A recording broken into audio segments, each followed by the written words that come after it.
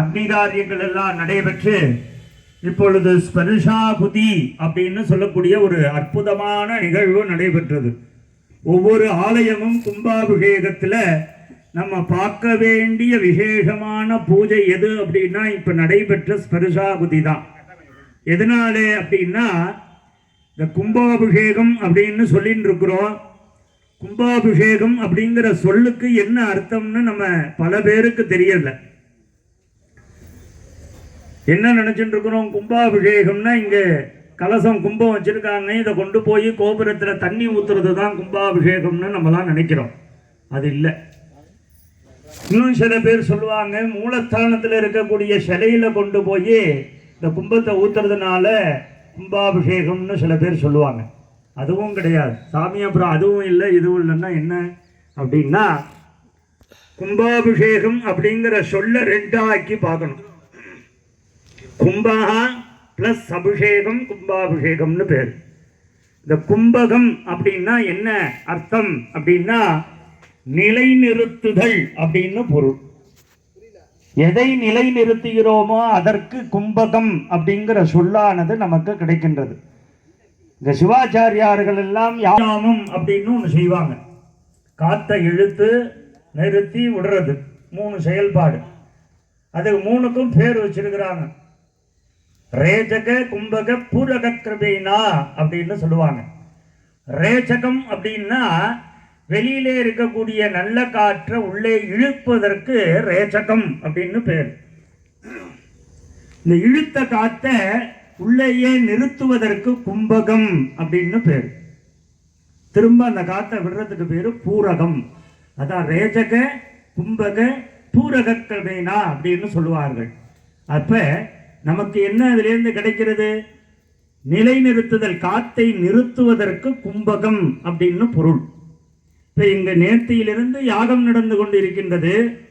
அம்பாளுடைய மூல மந்திரம், வேத மந்திரம், காயத்ரி மந்திரங்களை சொல்லி அந்த அம்பாளுடைய சக்தியை வளர்த்திருக்கின்றார்கள் இந்த யாக குண்டத்துல.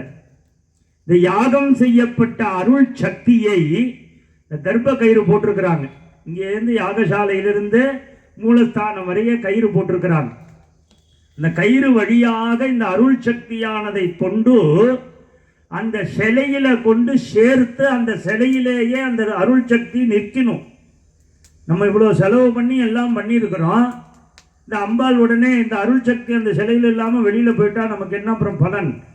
அப்படி போகக்கூடாதுங்கிறதுக்காக இந்த அருள் சக்தியை எல்லாம் தர்ப்ப கயிறின் வழியாக மூலஸ்தானம் என்று சொல்லக்கூடிய கருவறையிலே இந்த 7 சப்த மாதாக்கள் 7 அம்பளுடைய சிலையில கொண்டு சேர்த்து அந்த சிலையிலேயே அந்த அம்பாளை நிலைநிறுத்துதல், தங்க வைக்கக்கூடியதற்கு தான் கும்பகம் அப்படின்னு சொல்றது.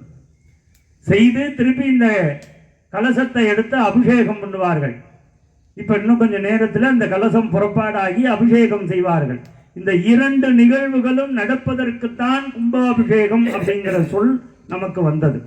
நாமெல்லாம் என்ன நினைச்சுட்டு இருக்கோம்? இன்னும் சாமி பத்திரன்னு சொல்லிட்டு இருக்காரு. நம்ம 10-20க்கு வந்தா சரியா இருக்கும் அப்படின்னு நம்மளாம் நினைச்சுட்டு இருக்கிறோம். இங்கேன்னு இல்லை, நம்ம எந்த ஊர்ல போனாலும் கும்பாபிஷேகம் பத்திரிகையில டயம் போட்டிருப்பாங்க. அந்த டயத்தை பார்த்துட்டு கரெக்டா விஐபி மாதிரி அந்த டயத்துக்கு நம்ம போறது. அப்படி இருக்கக்கூடாது. நம்ம என்னைக்கும் அம்பாளுடைய அந்த தெய்வத்தினுடைய அடிமை. நம்ம என்னைக்குமே அவருடைய சிஷ்யர்கள், குழந்தை. நம்ம வீட்டில் ஒரு குழந்தைக்கு கல்யாணம் நடக்குது. கல்யாணம் நடக்கிற டைம் போட்டிருக்கிறாங்க.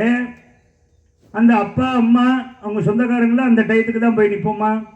எப்படி காலையிலே எழுந்திருச்சு சீக்கிரம் குளிச்சுட்டு போய் அந்த கல்யாணத்துக்கு 2 மணி நேரம் முன்னாடியே போய் எல்லா வேலையும் பார்த்துட்டு நம்ம இருப்போம்.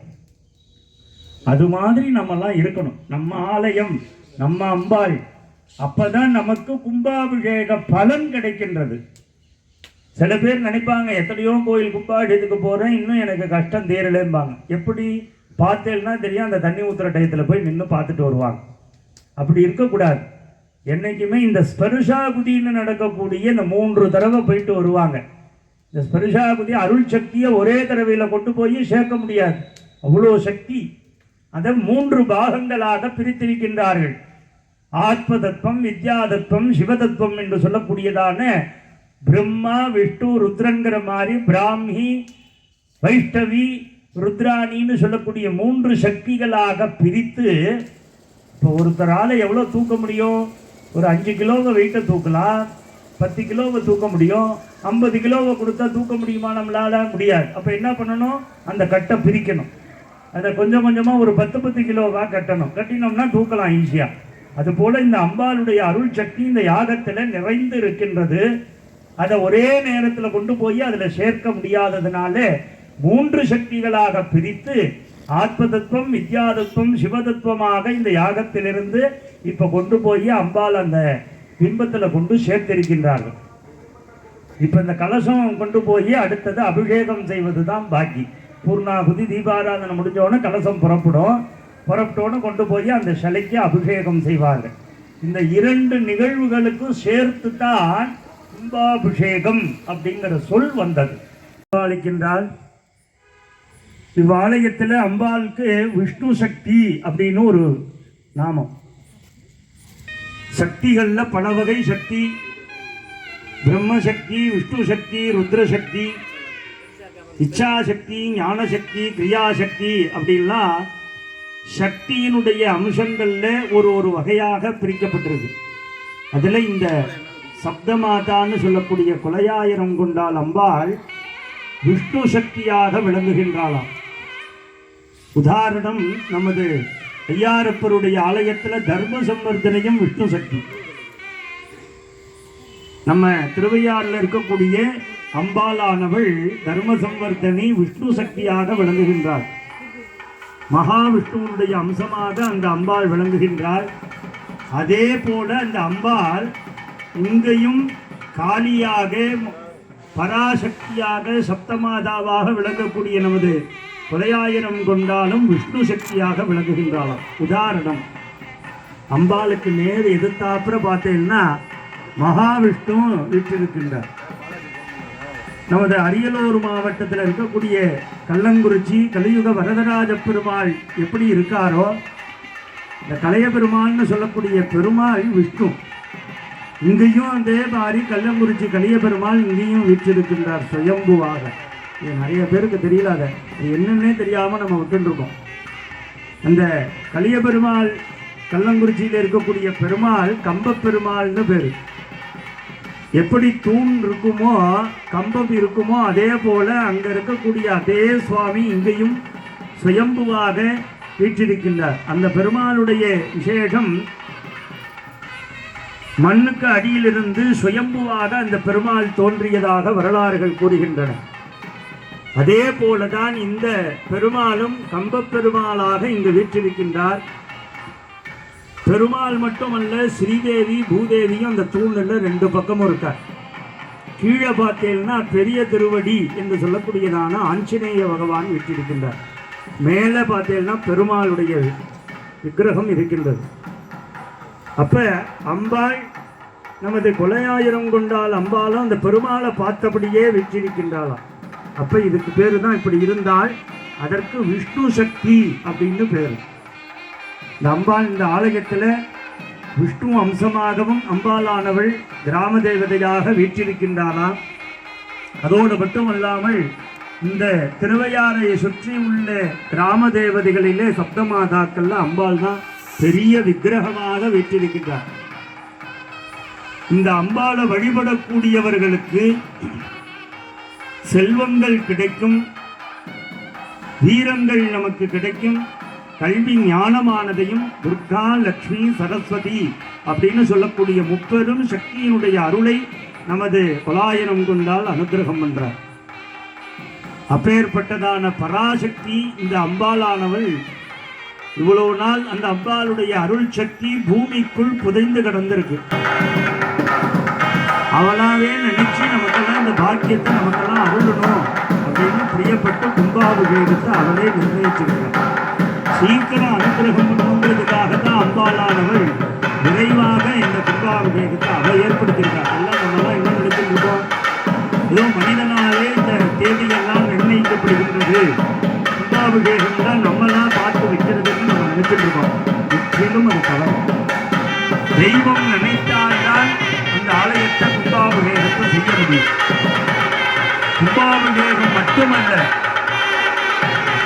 அவரை வணங்குறதுக்கு அவனுடைய அருள் வேணும். அதான் மாணிக்கவாசகர் சொல்றார், அவன் அருளாலே அவன் தாழ் வணங்கி அப்படிங்கிற இறைவனுடைய அருள் இருந்தால்தான் இந்த தெய்வத்தை நாம இன்னைக்கு கும்பிட வரணும்னாலே அவருடைய அருள் வேணும்.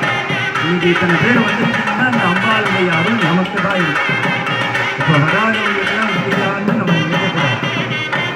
அம்பாள் யாருக்கெல்லாம் அந்த பாக்கியத்தை தரணும்னு அவன் நினைக்கிறவங்க தான் இங்க உள்ள விடுவார். அதனால நமக்கெல்லாம் இந்த பாக்கியத்தை கொடுத்துருக்கிறா அம்பாள். அவன் மனசிலேயும் நம்ம எல்லாம் இருக்கோங்கிறத தெரிஞ்சுக்கணும்.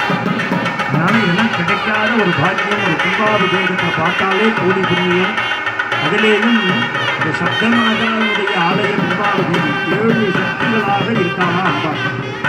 பிராமி சக்தி அப்படின்னு சொல்லக்கூடிய பிரம்மாவுடைய சக்தியாக ஒரு தெய்வம். மாகேஸ்வரி என்று சொல்லக்கூடியதான மகேஸ்வரனுடைய சக்தியாக ஒன்று. கௌமாரி அப்படின்னு சொல்லக்கூடியது 3ஆவது சக்தி. முருகப்பெருமானுடைய சக்தியாக இருக்கக்கூடியதான ஒரு சக்தி. வைஷ்ணவி என்று சொல்லக்கூடியதான விஷ்ணுவினுடைய சக்தியாக ஒன்றாக விளங்குகிறார். வாராகி என்று சொல்லக்கூடியதான வராகமூர்த்தியினுடைய சக்தியாக விளங்குகின்றன வாராகி. பிராமி, மாகேஸ்வரி, கௌமாரி, வைஷ்ணவி, வாராகி, வித்யானி என்று சொல்லக்கூடிய இந்திரனுடைய சக்தியாக ஒன்றாக அம்பாள் விளங்குகின்றார். கடைசியாக சாமுண்டி என்று சொல்லக்கூடியதான சாமுண்டன் என்று சொல்லக்கூடிய பரமேஸ்வருடைய ருத்ர ரூபமாக சக்தியாக விளங்குகின்றாளாம் அம்பாள். இப்படியாக 7 சக்திகள் 7 தெய்வங்களுடைய சக்தியாகவும் ஒன்று சேர்ந்து திரண்டு அம்பாளானவள் ஆலயத்தில் விளங்குகின்றார். அதனால இந்த கோயிலில் வந்து யாரெல்லாம் அம்பாளை தினசரி வணங்கி அவரை வழிபாடு செய்கின்றோமோ அவர்களுக்கு பிரம்மாவனுடைய அருள் கிடைக்கின்றது. பிரம்மாவனுடைய அருள் இருந்தால் தலையெழுத்தே மாற்றப்படும். நம்மளை எல்லாம் சக்திக்கக்கூடிய படைக்கக்கூடிய கடவுளாக விளங்குகின்றார் பிரம்மா. அந்த அம்பாளை வணங்கினா பிரம்மன் நமக்கு அனுகிரகம் என்றார். அடுத்ததாக மாகேஸ்வரி என்று சொல்லக்கூடிய சக்தியாகவும் விளங்குகின்றாராம்.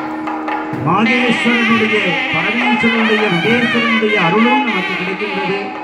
கௌமாரியினுடைய அருளாலே முருகப்பெருமானுடைய அருளும் நமக்கு கிடைக்கின்றது. இப்படியாக வராகமூர்த்தியினுடைய அருள், மாகேஸ்வரியினுடைய அருள், வைஷ்ணவி என்று சொல்லக்கூடிய விஷ்ணுவினுடைய அருளும் நமக்கு கிடைக்கின்றது.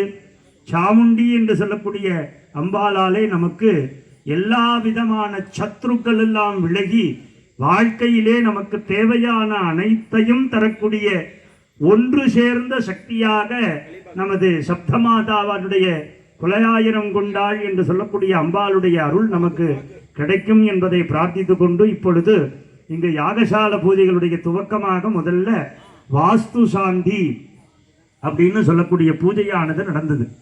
இந்த வாஸ்து சாந்தி எதுக்கு பண்றோம்? பொதுவாக நம்ம வீடு கிரகப்பிரவேசத்தப்பெல்லாம் செய்வோம், வாஸ்து பூஜை அப்படின்னு சொல்லுவோம்.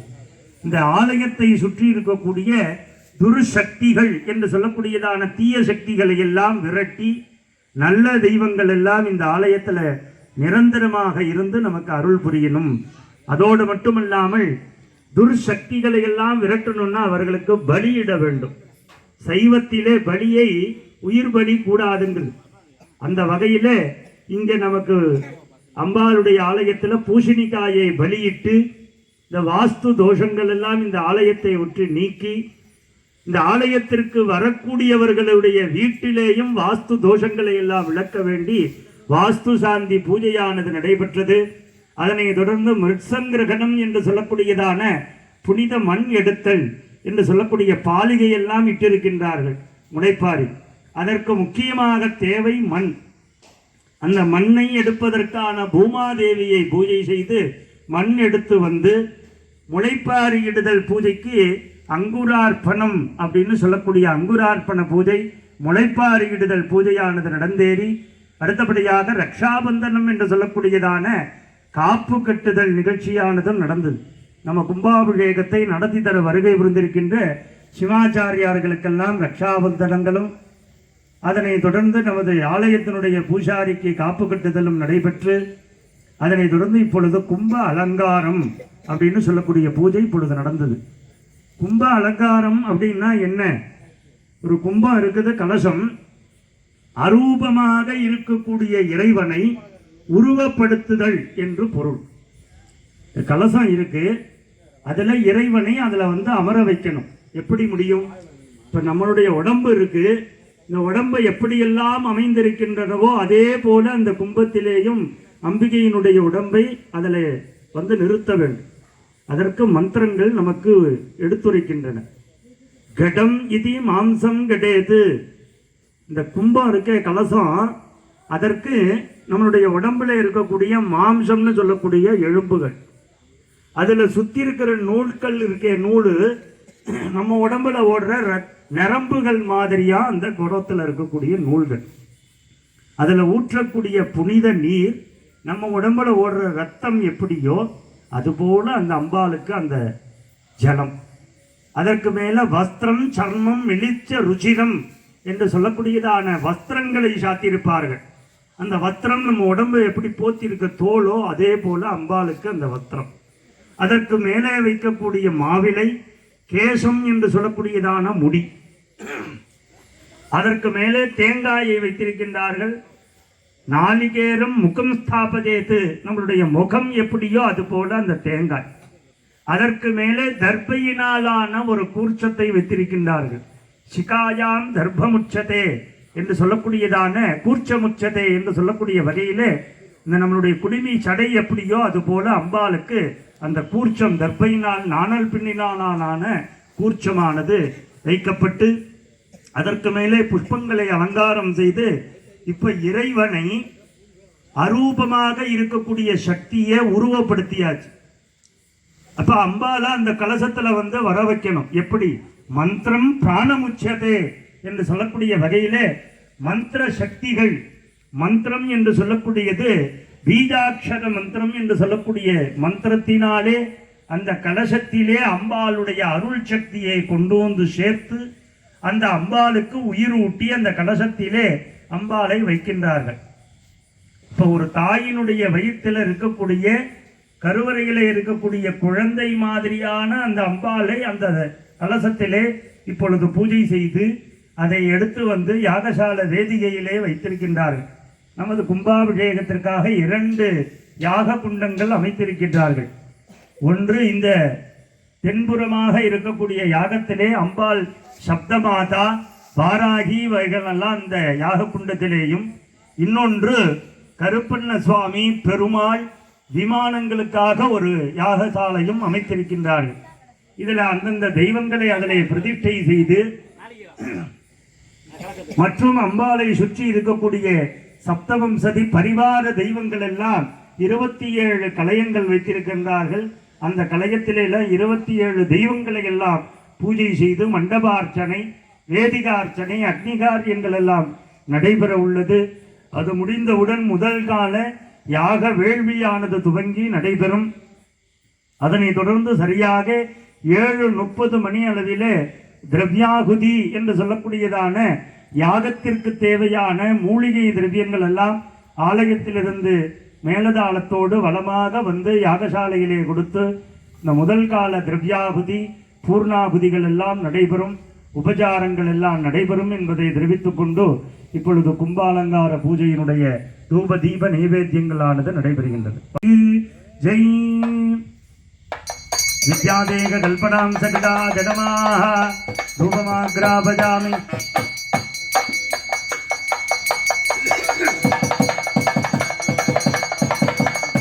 சமாயுக்தம் சுகந்தம் சுமனாஹரம் ஆக்னேயம் சர்வதேவானாம் தூபோஜம் பிரதீர்யனாம் தூபம். ஓம் சர்வத்யாப்தே சர்வஸ்வதித்தே சர்வதேவதேனாப்னோதே சர்வம் ஜெயதே நமஸ்தேஸ்து மகாமாயே ஸ்ரீபீठे சுரபூஜிதே சங்கச்சக்கரகதாஹஸ்தே மகாலக்ஷ்மீ நமோஸ்துதே. ஜெயத்வம் தேவி சாமுண்டே ஜெய பூஜாபஹாரிணி ஜெயசர்வகதே தேவி காலராத்ரி நமோஸ்துதே. ஆளுக்கு ஒன்னா கலசது.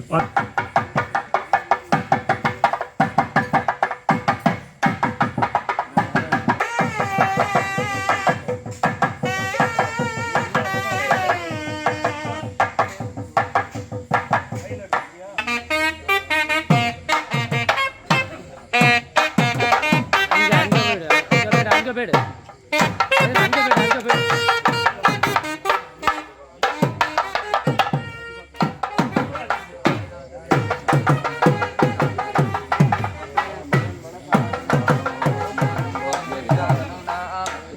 போவாங்க லைட் வாங்க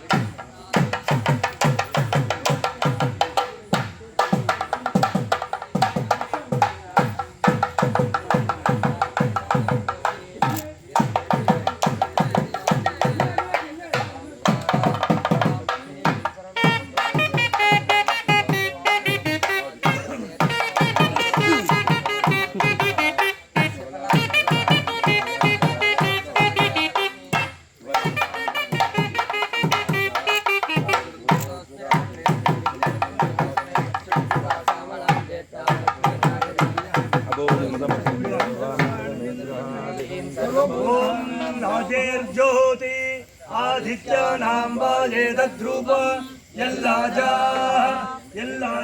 ज्योति आदित्यामेव तत्प्रीणाति राजाधिराजाय प्रसज्ञतायिने नमो वयं वे श्रवणाय कुर्महे अमे कामां कामकामाय विष्णवां कामे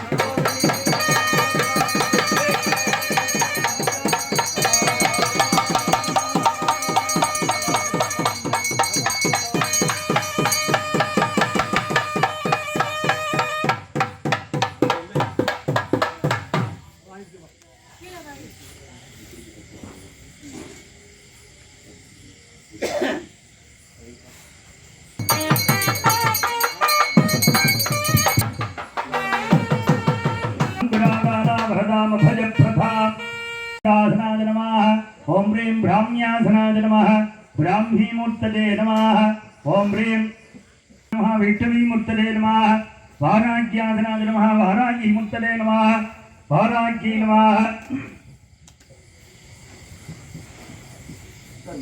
मूर्तये नमः इंद्राणी नमः चामुण्डासनाय नमः चामुण्डामूर्तये नमः इति विन्यस्यां तन्मध्ये कृष्णपुत्र महाकाल करुपण्ण स्वाम्यासनाय नमः कृष्णपुत्र महाकाल करुपण्ण स्वामी मूर्तये नमः पिल्लयंबिका भूमियंबिका जवेद मधुरै वीरासनाय नमः मधुरै वीरमूर्तये नमः स्थूललिंग भीमरुद्राण्याय नमः कलियुग मददराज महाविष्णुवासनाय नमः महाविष्णुमूर्तये नमः स्थूललिंग भीमरुद्राण्यै नमः इति विन्यस्यात् ओम केन तत्पुरुषमूर्ताय गौरी नमः पूर्वमूर्धिनी ओम हुम गौरमूर्ताय गंगायै नमः दक्षिणमूर्धिनी ओम कें वामदेवमूर्ताय घनाम्बिकायै नमः उत्तरमूर्धिनी ओम घं सद्योजातमूर्ताय कौमारी ध्यान रूपंतो ध्यात्पद्राक्षराभ्रमेभ्यो मन्ये ओम शरणागत धीरास्त परित्राणपरायणे सर्वस्यास्य हरे देवी नारायणी नमोस्तुते ओम यो वैदादुत्तरप्रोतो वेदान्ते च प्रकृतिदारगो नेमाद्यतो भाञ्जगतो यवन्ये तमेव माध्यमनवादिगर्भं सत्यवासादि सर्वमिदं विभाति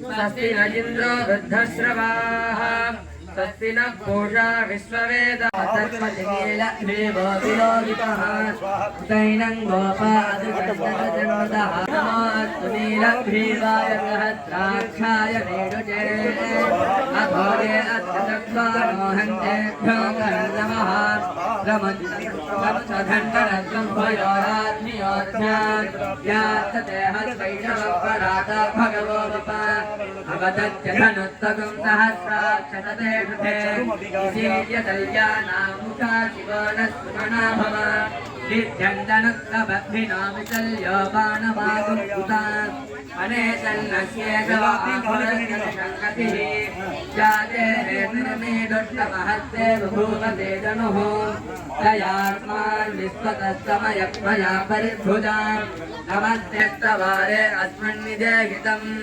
नमस्ते अस्तु भगवन् विश्वेश्वराय महादेवाय त्र्यम्बकाय त्रिपुरान्तकाय त्रिकालाग्निकालाय कालाग्निरुद्राय नीलकण्ठाय मृत्युञ्जयाय सर्वेभ्ये दिशान्तपतये नमो भिक्षेभ्यो हरिकेशेभ्यः पशूनां पतये नमो नमः सत्पिन्दराय द्विषीमते पक्षीणां पतये नमो भद्रताय विद्यारिणे नमो रुद्राय क्षेत्राणां पतये नमो नमः सूताय हन्याय मलानां पतये नमो रोहिताय पतये वृक्षाणां पतये नमो मन्त्रिणे वादिताय कक्षाणां पतये नमो उच्चैर्गोडाय खण्डयते पद्धीनां पतये नमो कृष्णगीताय धावते सत्त्वनां पतये नमः नमस्तहमानाय व्याधिनीनां पतये नमो नमः सकुभाय निषङ्गिने सेनानां पतये नमो निषङ्गिनै धीमते तस्कराणां पतये नमो वंशते परिवर्तते सारूणां पतये नमो निषेणवे परितरायानिन्यानां पतये नमो नमः श्रीकाविभ्योदिगातुं सद्यो मुष्णतां पतये नमो शिवभ्यो न व्यक्तगन्धानां पतये नमो उष्णीशिने गिरिसराज कुलुंसानां पतये नमो युषमभ्यो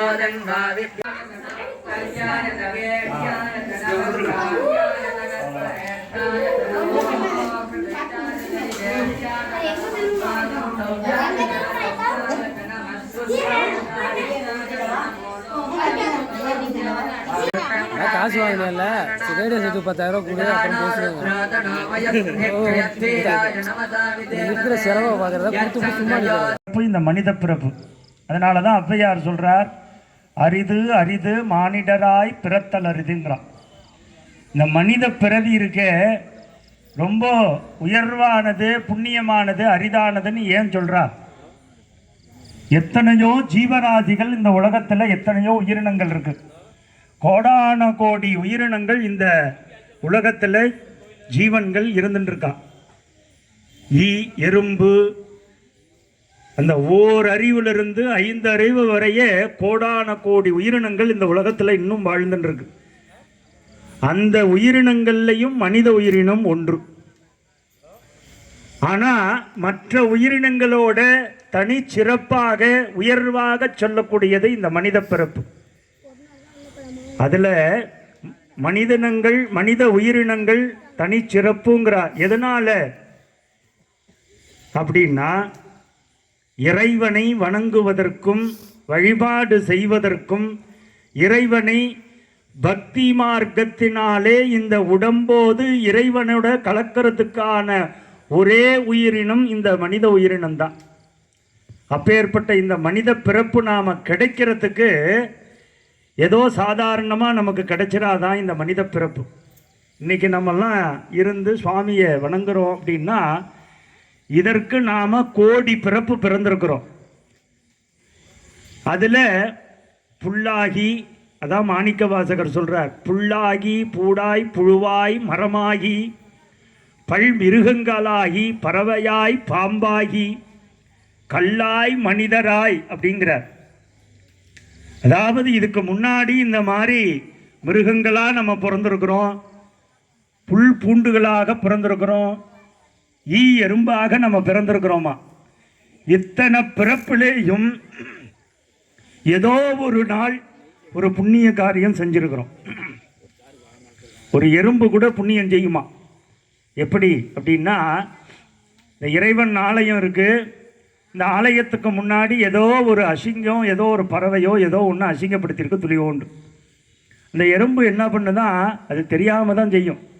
அது தன்னுடைய உணவுன்னு நினச்சிட்டு அதை எடுத்து சாப்பிட்டுட்டு அந்தாண்ட போயிடும். ஆனால் அந்த இடம் என்ன ஆகுது, சுத்தமாகுது. அசிங்கமாக இருந்ததை இந்த எறும்பு சாப்பிட்டுட்டு போனதுனால அந்த இடம் சுத்தம் செய்யுது. அப்போ அந்த எறும்பு சுத்தம் செஞ்சதுனால அதற்கு ஒரு புண்ணியம் ஏற்படுது. அதோடு மட்டுமல்ல, ஒரு ஆலயங்கள் இன்னைக்கும் நமக்கு, ஒவ்வொரு ஆலயங்கள் இன்னைக்கும் நமக்கு புராணங்கள் சொல்லுகின்றன. இந்த எறும்பு இறைவனை பூஜையே செஞ்சிருக்கு, அதான் திருவெரும்பூர் அப்படிங்கிறது. அதுபோல சிலந்தி பூஜை பண்ணியிருக்குது, யானை பூஜை பண்ணின ஊர். இப்படி மிருகங்கள் எல்லாம் ஒரு ஆலயத்தில் சென்று தன்னுடைய பக்தியினாலே இறைவனை வழிபாடு செய்ததாக வரலாறுகள் இன்னைக்கும் நமக்கு இருக்கு. அப்படி நாமெல்லாமும் ஏதோ ஒரு பிறப்பில் இது மாதிரி ஏதோ ஒரு காரியம் இறைவனை வேண்டி செஞ்சதுனாலுடைய பலன் இன்னைக்கு நமக்கு மனுஷ பிறப்பு கிடைச்சிருக்கு. ஆனால் இந்த பிறப்பில் செய்கிற புண்ணியங்கள் பிறப்பையும் அறுக்கின்றதாம், ஆனால் பிறப்பையும் உண்டாகின்றது. இந்த பிறப்பில் நாம் புண்ணிய காரியங்கள் செய்தால் மறுபிறப்பு கிடையாது. ஆனால் பாப காரியங்களை செய்வதற்கும் இந்த பிறப்பு தான் தூண்டுகோலாக இருக்கு. திருப்பி மறுபிறப்பையும் நமக்கு கொடுக்குறாராம். நம்ம புண்ணியம் செஞ்சோம்னா நமக்கு பிறப்பை அறுத்து நமக்கு சுவாமி மோட்சத்தையும் கொடுக்கின்றார். போக மோட்சம்னு சொல்லக்கூடிய இரண்டையும் அருள்கின்றாராம் இந்த பிறப்பினால. அதனால தான் யாருக்கும் தீங்கு செய்யாத இருக்கணும், நல்லதையே நினைக்கணும், நல்லதையே பேசணும். பஞ்ச இந்திரியங்கள்னு சொல்கிறாங்க, கண், காது, மூக்கு, வாயி, மனசு. இந்த 5 நாளையும் இறைவனை மட்டுமே நினைக்கக்கூடிய தன்மை வந்தால் அவர்களுக்கு மோட்சம் கிடைக்கின்றது.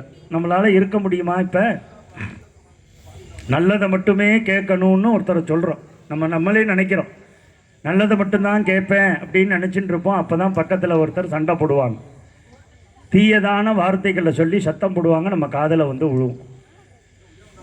நம்ம கெட்டதை பேசக்கூடாதுன்னு நினைக்கும் போது தான் நம்மளை பேச வைக்கிறதுக்கு ஒரு தூண்டுதல், நம்மளுடைய வினைகள் வந்து நம்மளை வேலை செய்யும்.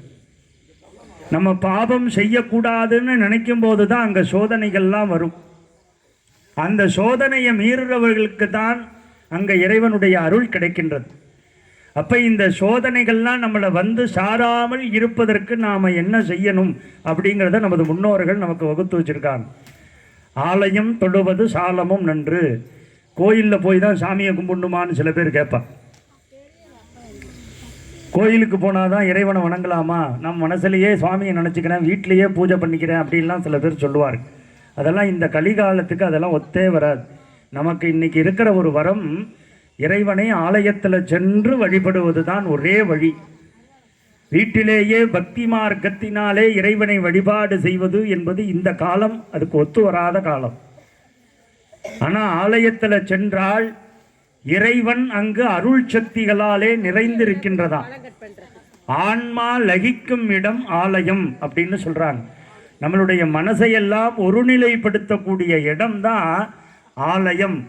ஆ பிளஸ் லயம் ஆலயம். ஆன்னா ஆன்மா, மனசு. ஆன்மான்னா மனசு. மனதை ஒருநிலைப்படுத்தக்கூடிய இடம் ஆலயம்னு சொல்லக்கூடிய கோயில். அதனால தான் கோயிலுக்கு சென்று நாம் ஒரு தடவையாவது இறைவனை, ஒரு நாளைக்கு ஒரு தடவையாவது கோயிலுக்கு போய் ஒரு 5 நிமிஷம் இறைவனை நினைக்கணும். ஆனால் நாம் நம்மளுடைய வினை வந்து அங்கே தடுக்குமா? நாம் செஞ்ச பாபம் இருக்கே, 2 வினைகள் நம்மளை சுற்றி சுற்றி வந்துட்டுருக்கும். நமக்கு துன்பம் கஷ்டம் நடக்கிறதுக்கும் காரணம் நாம தான், நமக்கு நன்னது நடக்கிறதுக்கு காரணமும் நாம தான். இதில் இறைவன் நமக்கு, நம்ம அவனை இறைவனை நினைக்கின்றவாளுக்கு இறைவன் வந்து அங்கே அருள் புரிகின்றார். சில பேர் என்ன சொல்லுவாங்க, சுவாமி சோதிக்குது, இந்த தெய்வம் என்னை போட்டு ரொம்ப கஷ்டப்படுத்துதும்பா. அது அறியாமையினால் சொல்லக்கூடிய வார்த்தை. நமக்கு ஒரு கஷ்டம் வருது, ஒரு துன்பம் வருதுன்னா காரணம் நம்ம யோசிக்கணும். நாம் செஞ்ச பாபம் தான் நமக்கு ஊழ்வினை பயனாலே வந்து சேருகின்றது. இந்த பிறப்பு மட்டும் இல்லை, போன பிறப்பினுடைய பாபமும் நம்மளை வந்து சேரும். அதுக்கு தான் ஊழ்வினை அப்படின்னு சொல்லுவாங்க. அந்த வினை நமக்கு வந்து துன்பமாக பலனை தருகின்றது.